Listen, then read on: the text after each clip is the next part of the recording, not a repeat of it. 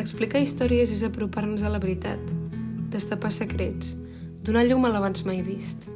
És desfer mentides, immortalitzar-nos, alliberar-nos, definir-nos i escriure la nostra pròpia història.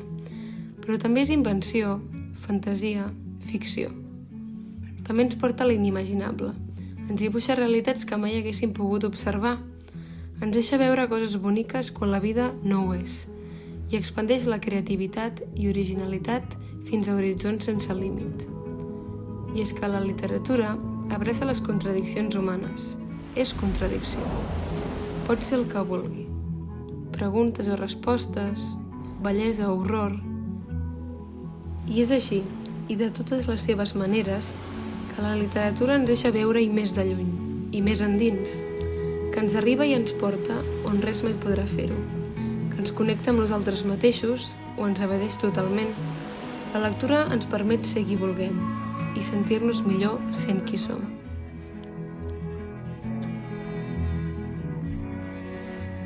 De la mateixa manera que la Mercè Rodoreda sempre he sigut una gran defensora de la llengua i l'expressió lingüística i tinc especial interès per l'exteriorització personal a través de l'escriptura, per transmetre una impressió o creença amb la paraula, amb una estètica i composició personal i autèntica. L'elecció i combinació de mots per la creació d'un producte personal i íntim és una pràctica que gaudeixo i que em fa florir.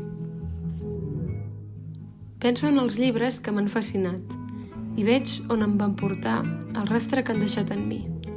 Veig dins meu una flor, una mica de pólvora, veig punxes i cicatrius, el mar i la nit. Veig l'estima per una novel·la, l'admiració per la Rodoreda, els descobriments que atresoro i les històries que m'han fet veure les coses diferents. Veig els personatges amb qui m'he sentit identificada, els que he odiat, els que m'he imaginat com els meus pares o els meus amics, en què he vist la meva vida reflectida, i els que m'han obert un món, diferent i nou. Veig com paraules, flors i pólvora m'ha ajudat a valorar la rellevància de la literatura. Veig com llegir m'ha fet créixer. Estic convençuda que la literatura és l'expressió de l'essència humana més pura i natural, que l'abocament no tan convencional de les experiències, sensacions i voluntat dels escriptors és una llavor cultural i artística que ens ha permès prosperar. De fet, aquesta no representa una invenció moderna o innovadora, sinó que l'ànima i la consciència escrita de milers d'individus ha perdurat i influït la societat al llarg de la història. I per això veig i admiro el poder de la literatura, social i personal, pel grup i per l'individu, per mi i per tots. I entenc per què ha volgut ser censurada i l'important que és defensar-la, com fa la Mercè a Paraules, flors i pólvora de manera clandestina.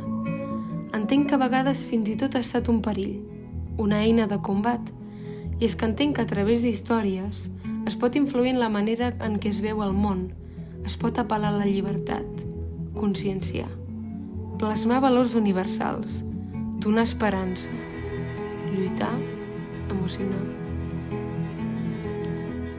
Entenc que llegint es descobreix, es defensa. Llegint, les coses i els cors es curen. Llegint, veiem més enllà, aprenem sobre nosaltres mateixos, sobre la nostra natura.